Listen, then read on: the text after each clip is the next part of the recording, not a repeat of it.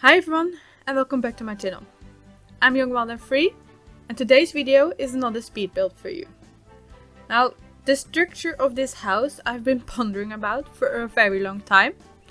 How I wanted to use it. But it was originally a bit different shaped and it was placed in Bundaberg as a beach house. I wasn't really happy with it then and never knew how I wanted to be either. Until I saw the Loft window tutorial by Evelyn here on YouTube. And I got really inspired to try that out. Now, while in search for a nice house shape to try this loft window on, I came back to this old beach house build that I was stuck on. And now it would be perfect to use as a loft, but I still wasn't happy with the shape and looks. So eventually I decided to not have it as a beach house anymore, but rather move it to Brindleton Bay to this lot and then renovate it to a more normal family house. While renovating, I quickly found a shape and size that I was happy with. Now, because of this loft that is not technically an inside room, it made the house a bit small when it comes to the floor plan for bedrooms.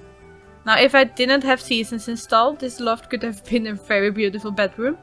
But in my game, Sims can freeze and overheat in there, so I moved the parents' bedroom downstairs instead.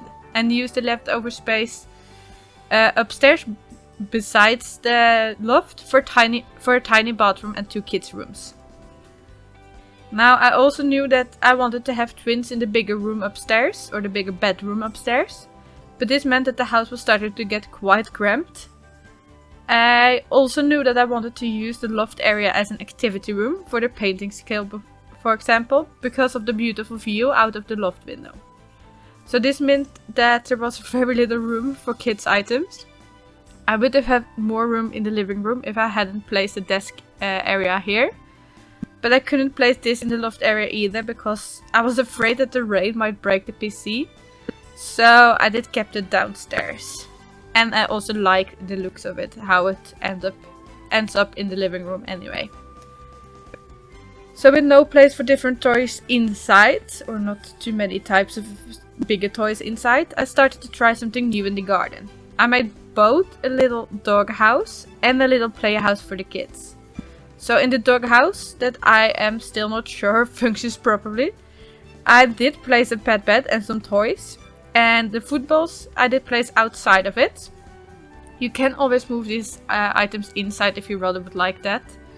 I'm pretty sure you can find a spot for it. The kitchen is quite big and spacious, so yeah. Now as for the kids' house, there is a dollhouse inside of it, or a castle actually. And a lot of pink. I really wanted to give this little playhouse the real princess feel. But I do really want to try this more often in other family houses as well, the playhouse, or the kids' house, and then make this little playhouse less gender specific, because now it might be a bit too girly, or too pink for some of you. But for this family house, I really had 3 girls in mind all the way.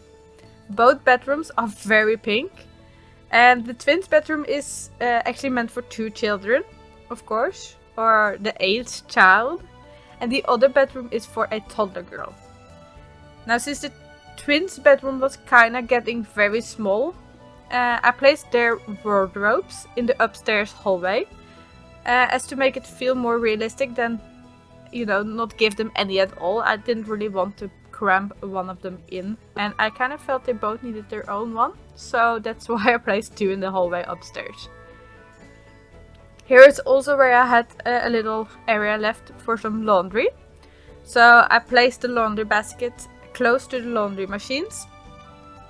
I myself find it easy to have the basket or the laundry basket in just one area, so your Sims don't have to wander around the entire house to get dirty laundry. But I do fully get it if you rather remove it and not do any laundry at all, of course, because it is very annoying sometimes. And then you have room for another skill item, or even just to move a single desk up there or anything. Now as for the price and other lot info of this family house, I don't really have them ready this time for the voiceover. But as always, you can find them in the description below if you are wondering. I'm not really sure if I have anything more to mention about this. I had really fun making this colorful house. I kind of missed making colorful houses after doing some storage reveal builds. So yeah, I do of course hope you still like this build and enjoy this video. And if you want to download my build, you can find it under my username, JongWildAndFree, on the gallery. And always remember to have move optics on before placing my builds, just to be sure nothing gets removed. If you'd like to see more of my creations, you can always like and subscribe to my channel, or follow me on Twitter and Instagram. For now, thank you so much for watching, and I do hope I see you next time. Bye bye!